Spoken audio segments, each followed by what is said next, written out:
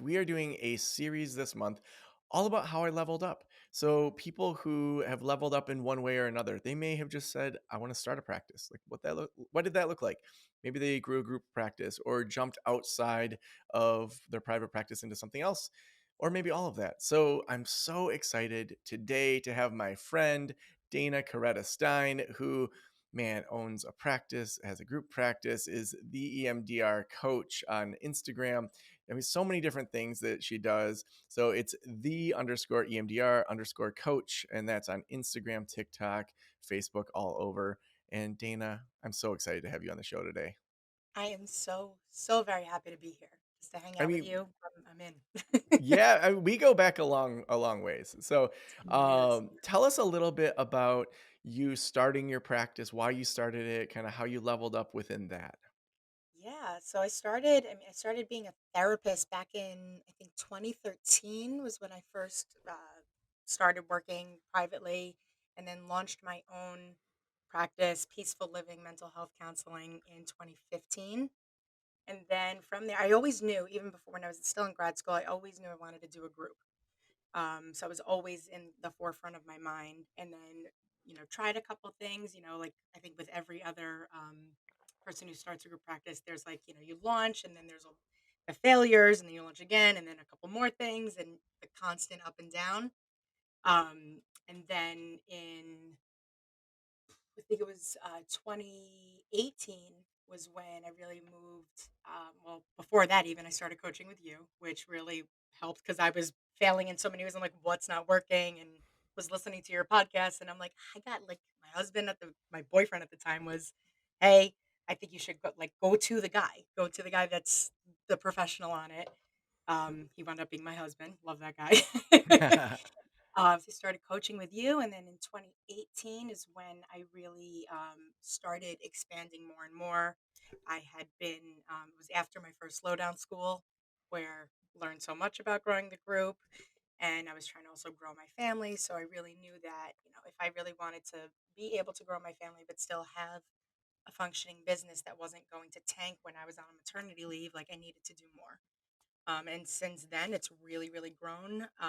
That's when Let in me 20, pause you at that moment right after slowdown yeah, school. So when you're realizing that, like what mindsets had to change for you or what things shifted in the way that you thought about your business? I think it really came down to systems, like having the right systems in place. Like, we always joke we go to graduate school to be therapists, but no one really teaches us about business planning. And it's the opposite of a therapist brain is learning how to be more logical, structured, not emotional, and really hone and figure out the systems that work. I remember sitting with you with that notebook and saying, okay, we're going to get rid of this, like EHR, start using this one. Like you're going to have like pull this off your calendar by this date. And we structured it. We set deadlines and goals and measurable things that we could achieve in a specific time frame. And then I do well with that. I need organization. I need a roadmap. Otherwise, I feel like there's so many ideas and I have a hard time like seeing the forest through the trees, so to speak. So it's Mhm. really just having like structured systems to make it flow, make it work, It's so make it funny you function like talk a about right business. after slowdown school because there's a handful of consulting sessions that just stand out in my brain in my life, and I don't know why. Like there's just something about it. But I remember after slowdown school, I was doing consulting at my house, and I was doing a call with you, and we were talking about kind of real estate because Eric, was really good with real estate. And you're like, where should I rent? Yep. What should I do? And Mm. the AC in that old house in the attic bedroom where I did all my consulting, like sitting up there, Yeah. it was like out and it was so hot. And I just remember like sweating, but as we're like talking through this big part of your life, like, should I do Yeah. this? And like we're running numbers and it's really exciting, but I'm like, I'm so effing hot. Just And waiting like, for us off. Yeah. yeah.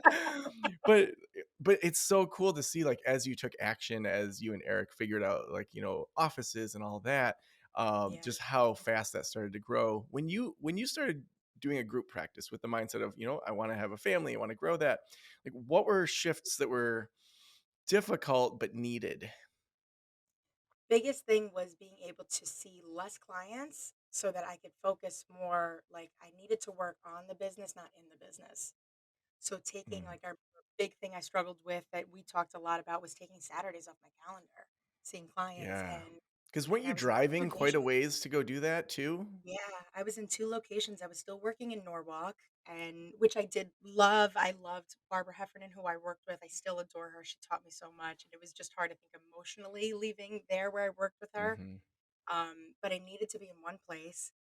I remember the phone call I had with you when Eric was like, "Oh, I don't think you should get the bigger office," because I was in a one office kind of setup in Hartsdale, New York, and I wanted to move into where we are now, this 4 office suite. And Eric was like, "Oh, I don't really think you should do it." I'm like, "Let me call Joe." And it was like you talked me through it like logically in a way of like, yeah, it makes sense to do it because I needed room to grow. Mhm. So like being able to do that and really not be afraid to take those risks and know that they would pay off Mhm. was really, really helpful. It's like Well, it's and I good to think be with that afraid, but don't let the fear stop you.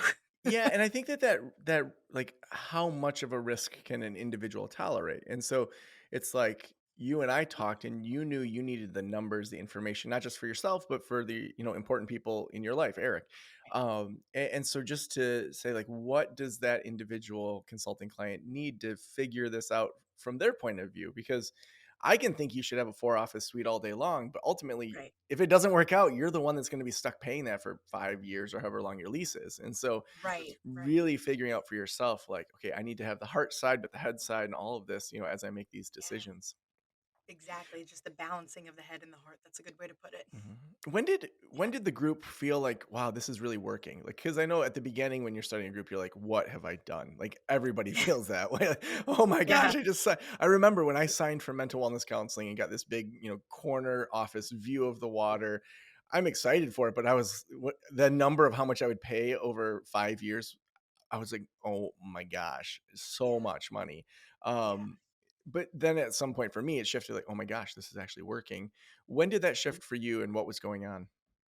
Well, in the very beginning, I knew I had, like, a plan of when we moved into the suite, I saw, like, long-term goal and short-term goals, so I knew in the beginning when we didn't have a ton of therapists, I rented out space. This is probably because I'm married to a real estate broker, but I was like, okay, well, I love to decorate. I created this beautiful space and I put it on psychoffice.net, Psychology Today, and we had a ton of renters. And that was great for bringing in income, bringing down the cost of the lease because Westchester real estate is not cheap.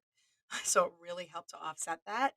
And that gave me more money to play with to be able to do things to build a practice. So it wasn't such a huge risk and I wasn't kind of like working with pennies, so to speak. Mhm. So it helped bring down my overall overhead. And then things really started working when, my first kind of go at the group practice thing um, was when I started working with Kate Cucurello. She was Giordano at the time. She's wonderful, and we learned a lot and grew together. Um, and then she moved to Florida, and then I kind of decided to stop doing the group practice thing for a while to kind of refocus. And then it really took off when I met Lauren.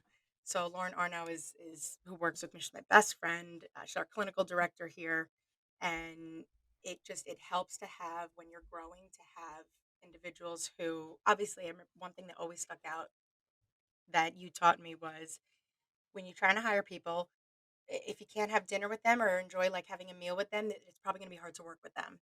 Mhm. And I met Lauren, and oh god, like her mom laughs all the time that the two of us are twins. So, so that really helped to have. We don't like to do things alone. So Lauren was like really helpful. She's by my side. We grew a lot of stuff together.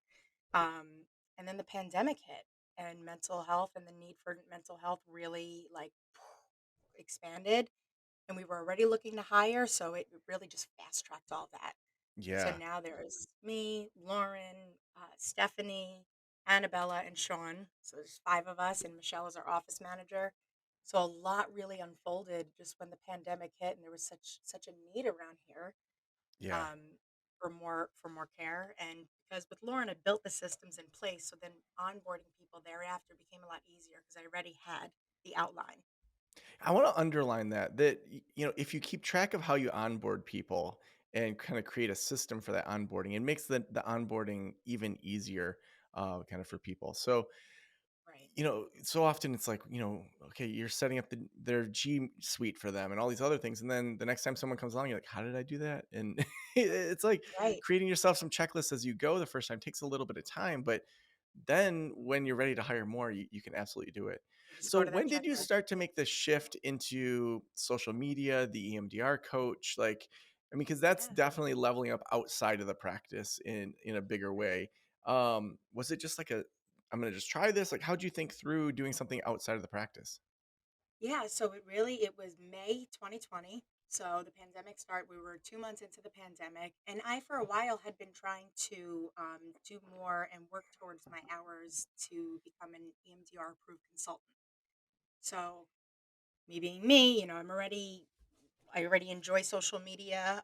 Not maybe as much personally anymore, just because it's a became a job, Yeah. um, but I looked at it as marketing wise. How do I get more information out there so people know about me and want to consult with me as a consultant?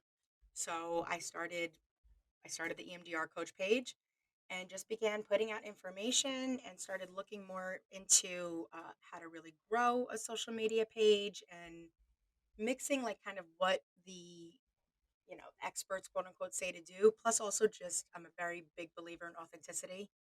And so just doing things, doing videos, doing posts that just is what's in my brain. It's things that I hear in session all the time. I'm really good at kind of observing common themes I hear with clients. I'm like, okay, this seems to be like a recurring theme with people. Maybe more people would resonate with this if I did a post about it. So that really is what started it all. And then I had one post that just went viral. Like, I remember Lauren texting me. She's like, "Yo, did you see your Instagram post? Like, it's like going nuts." I was like, "What?" I had no idea. I was like in the shower. And it was the one of signs of childhood trauma. And it had, I think now it has 2.2 million views. Wow.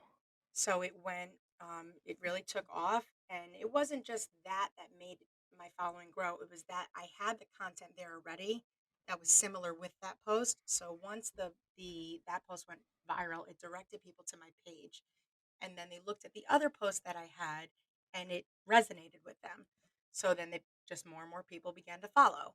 And it's just been growing and growing. It's still growing. I think it's up to 56,000 followers on Instagram now and 76,000 on TikTok. So it's up there. It's not like any of like the people that have millions and millions, but I've noticed that the more followers you have, the more sometimes it's stressful it can be and Yeah. all of that. So I just try to stay focused with just trying to create content that resonates with people.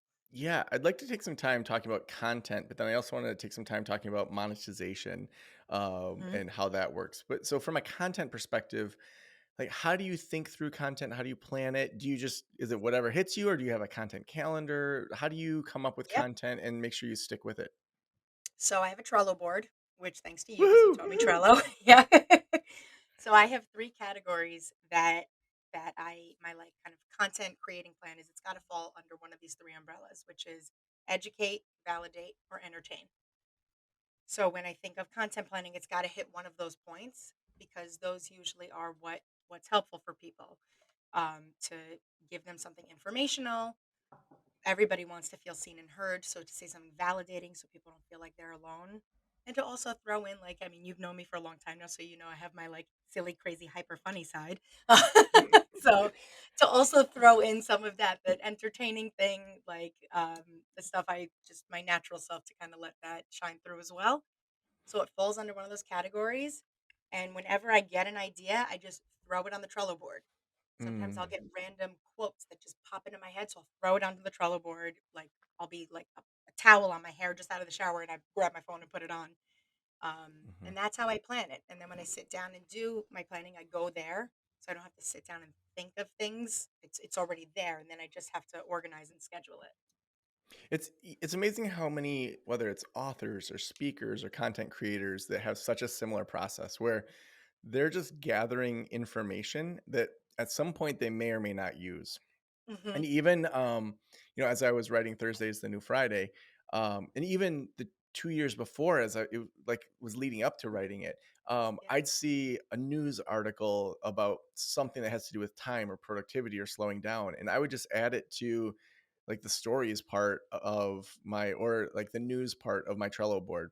And then when it was time to write the book, I knew every chapter I wanted at least three solid pieces of research, three good stories, and then like what's the main point of this chapter. And so Right. when you have all these, things to then go back and be like, oh yeah, I forgot about that. Like I just Yeah. recently heard about this really interesting experiment that I don't know if it'll make its way into my content at some point, but in the 70s, there was this university that partnered with the Grateful Dead, and they wanted to see if a crowd of people that were high on all sorts of substances could Right. use ESP to send images to these people that were sleeping across the Oh my town. god. Like, what a crazy research study. Like, the Right? Grateful Dead and all these people on psychedelics, like trying to send mind wave things across town. Like, Right. I when I see something like that, I just put that in my Trello board. I'm like, that's crazy. At some point, Right. that might Exactly. emerge, or maybe it won't. Like, but Yeah, I have a board that's just like, shit to remember, like yeah, stuff that like I just found interesting and I want to look back on it and see if there's some way to weave yeah, it in or maybe it was just for me. Like, yeah. So then, yeah. when you sit down to actually make content, so Mhm. I mean, you do like a lot with your videos, and they seem pretty well produced. Are you? Really? Well, How thank you. much? I mean, how much time does it take you to do a typical like reel? It can be time consuming, but it also can be really quick. I often find that the ones that are really quick are the ones that perform the best. It's Hmm. kinda like if you overthink it, it's too much. So what I usually do is I'll separate, like, recording from, uh what is it called? Like copywriting, like creating the captions and Hmm. things like that. So what I'll usually do is I'll have one day where I batch record and I'll record a bunch of things with a mix of some of the ideas I came up with, also mixed with trending audio, which is a great way to get stuff to push out. And then I will another day go through them and write the captions because the creative writing process I feel like is different from the recording process. But it'll typically take me to do like one reel depending on what the content is, once it's recorded, it'll probably take me maybe 10-20 minutes to throw the like things on the screen, write a caption, and kick it out.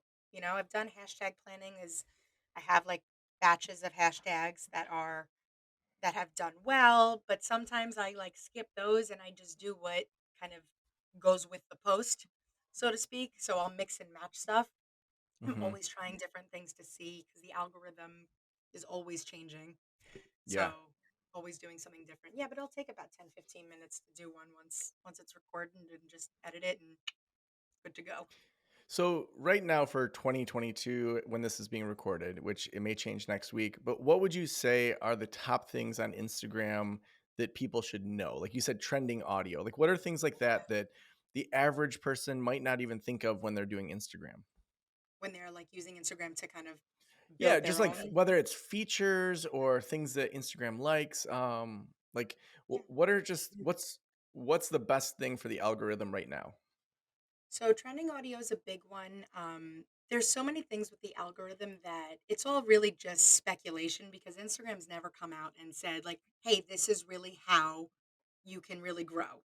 They basically just want you to use their platform and spend as much time as possible on there. So some people say spending like 10 minutes beforehand scrolling through the feed, liking and commenting on other people's posts, then posting your thing, and then another such and such amount of time liking and commenting is a great way to get pushed out because Instagram's like, oh, they're spending more time on our platform. We'll help them out. Again, that's just like a speculation. Um, my biggest thing is it just comes down to authenticity. If you are like speaking like pain to outcome, so like if you have a niche, a person that you're trying to talk to, you're creating content that really speaks to them, just keep doing that consistently. Keep that consistency is the number one biggest thing. Pushing out the information and eventually people will catch on and then it'll grow and grow. They'll be, oh, so Mhm. and so really knows what they're talking about. Like, yeah, I want to follow. How So many consistency. hours a week do you think you put into Instagram? Like if you It's a added it all up? great question. I really should count. Yeah, or even just a guess. um, If I were to get it to because sometimes I wanna be more structured with, like, how I build it into my calendar because there are times where I do it like at night when I'm laying in bed. Um, but I would say at least if it's at least an hour a day. So yeah, maybe like 7 hours a week. Okay. And Sometimes more. then Yeah. from an ROI standpoint, when you look at people signing up to do consulting with you, people wanting to work with you, 7 hours is 7 hours. So that could be Yeah. 7 hours you did clinical work. That could be 7 hours you Totally. spent, with your family. Um, how do you think about ROI on that time? And, you know, maybe what are some traps where people think, "Ooh, if you have a bunch of followers, like you're definitely going to make money," or like where has it made you more successful? Yeah, just from an ROI standpoint, speak to that. Yeah, absolutely. In terms of like the return on investment of my time, there's definitely been a great ROI because my consulting, all my groups are full. So, and I have a wait list. So, in terms of being able to put myself out there as, someone who knows what I'm talking about when it comes to EMDR, I've succeeded at that. I think people do feel like they see that I understand EMDR and they resonate with the way that I teach because it's not just what I know, but Mhm. it's can I teach it in a way that really resonates with them? So that has been great.